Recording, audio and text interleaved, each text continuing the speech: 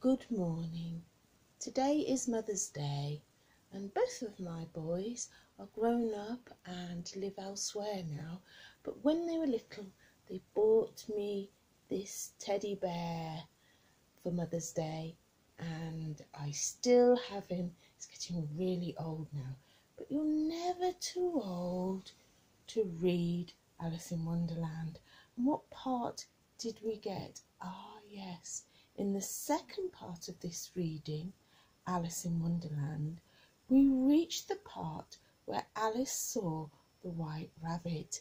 And Alice ran after the white rabbit, and the white rabbit was pulling along a big watch. We're going to find out what happened when it disappeared down the hole. Filled with curiosity, Alice drew closer to the hole. She put her nose in it, then her head, then her shoulders. Suddenly she was inside the hole, falling, down, down, down she went, and yet not too quickly, for her skirt held her back like a parachute. As she fell, the hole grew larger. On its sides it was furnished with little tables, mirrors and china vases, and its walls were decorated with pictures. For 2 or 3 minutes Alice continued to fall. Then her feet landed gently on a soft carpet. She was just in time to see the white rabbit disappear down a long corridor. And there she is. Now her feet are on some type of ground now. The long corridor. The white rabbit, there he is. You can see his silhouette just disappearing in the distance. "Mr. Rabbit," called Alice, but she was too late. The white rabbit had slipped under a curtain, and when Alice pulled back the curtain, she saw that it hid a tiny door.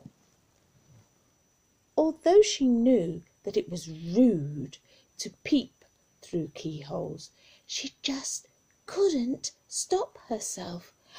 But oh my goodness, this wasn't like just any other door lock.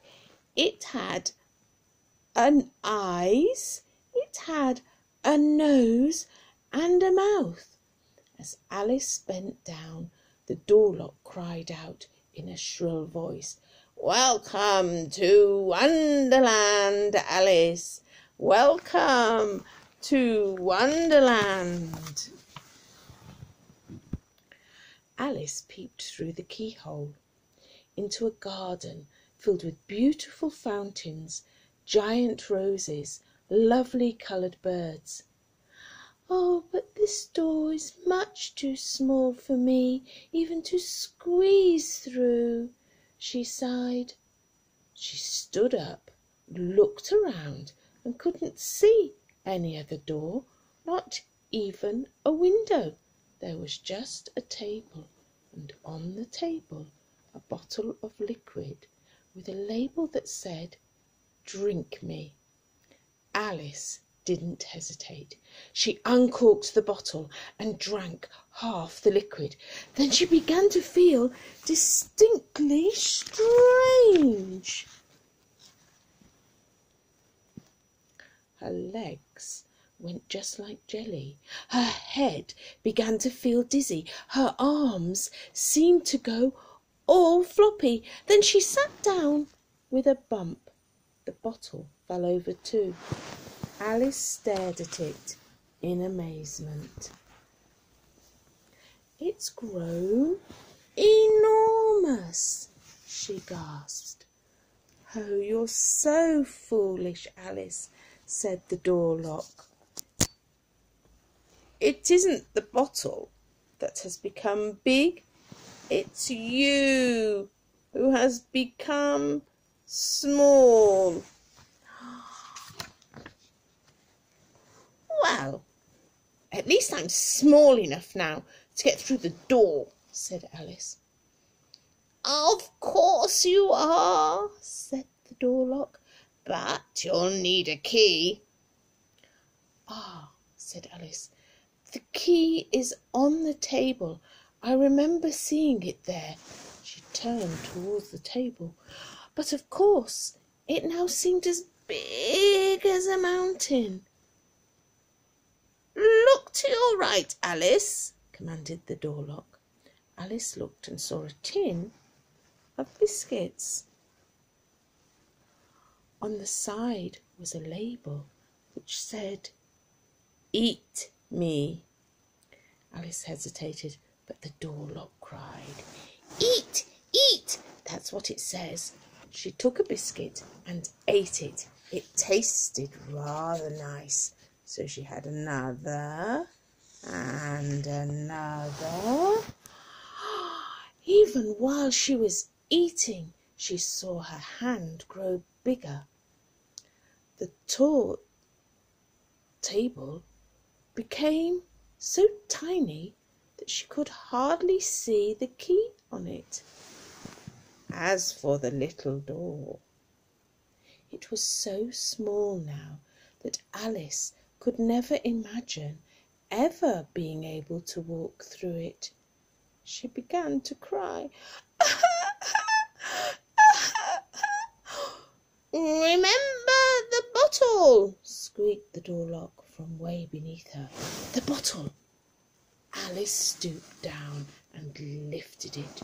With one gulp, she drank the other half of the liquid.